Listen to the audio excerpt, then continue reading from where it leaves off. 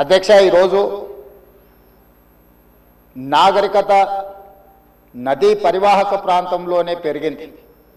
ప్రపంచంలో ఏ నగర విస్తీర్ణమైన ఏ ప్రజల యొక్క నాగరికత అభివృద్ధి చెందిందంటే నదీ పరివాహక ప్రాంతంలోనే మానవుల యొక్క నాగరికత అభివృద్ధి చెందింది. నదీ పరివాహక ప్రాంతాలలోనే గ్రామాలు కానీ పట్టణాలు కానీ నగరాలు కానీ నిర్మించడం జరిగింది. ఈ నదీ పరివాహక ప్రాంతంలో నిర్మించిన గ్రామాలు మనకు ప్రతి ఊరిలో ఊరికి ఆనుకొని చెరువు ఉంటుంది. ఊరి యొక్క తాగునీరు సాగునీరు అవసరాలు తీర్చడానికి పట్టణాలలో కూడా మీరు పెద్ద పెద్ద లేకులు చూసారు. ఈరోజు హైదరాబాద్ నగరంలో కూడా కాకతీయుల నుంచి మొదలు పెడితే కులీ కుతుబ్ షాయిలు నిజాం వరకు ఈ ప్రాజెక్టులను నిర్మించడం ద్వారా ప్రజల యొక్క సాగునీరు తాగునీరు అవసరాలను తీర్చడమే కాకుండా పరిశ్రమలను ఏర్పాటు చేయడానికి కూడా ప్రణాళికబద్ధంగా ఆనాటి కాకతీయ సామ్రాజ్యం నుంచి మొదలు పెడితే చివరి నవాబ్ నిజాం నవాబు వరకు కూడా ఈ నదుల యొక్క పరివాహక ప్రాంతంలోనే ప్రాజెక్టులను కట్టడం జరిగింది.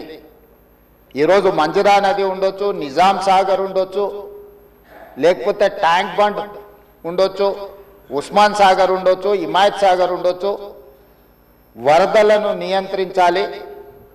1908లో ఈ నగరం మీద వరద తుఫాను ఉప్పెనై వేలాది మందిని బలిగొన్నప్పుడు నిజాం సర్కార్ నిజాం ప్రభు మనసు చెల్లించి ఈ సమస్యకు శాశ్వత పరిష్కారం చూపించాలి అని చెప్పి ప్రపంచ స్థాయిలో ఆ రోజుల్లోనే టెండర్లు పిలిచి సాంకేతిక నిపుణులను నియమించి మోక్షగుండం విశ్వేశ్వరయ్య ద్వారా శాశ్వతంగా ఈ నగరానికి వరద ముప్పు నుంచి రక్షించడమే కాకుండా తాగునీటి సమస్యను పరిష్కరించడానికి 1908లో నిజాం సర్కార్ ఈ కార్యక్రమాన్ని ఈ ప్రాజెక్టును చేపట్టడం జరిగింది.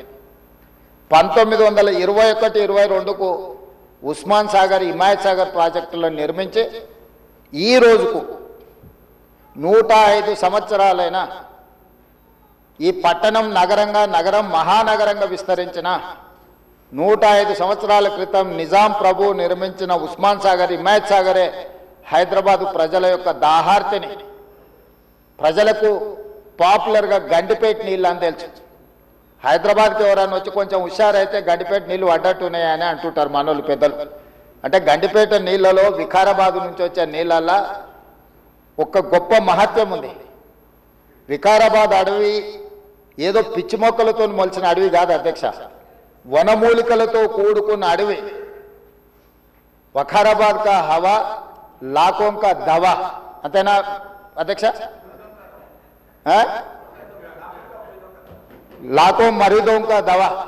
టీబీ వచ్చిన వాళ్ళని తీసుకెళ్ళి వికారాబాదులో వదిలేస్తే అక్కడ 3 నెలలు ఉంటే నేచరే వాళ్ళని క్యూర్ చేసే విధంగా, అంటే నిజాం వికారాబాద్ అడవులను పిచ్చి మొక్కలతో కాకుండా వనమూలికలతో కూడుకున్న చెట్లను నాటి వాటిని పెంచడం వల్ల వికారాబాదులో టెంపరేచర్స్ తక్కువ ఉంటాయి అధ్యక్ష.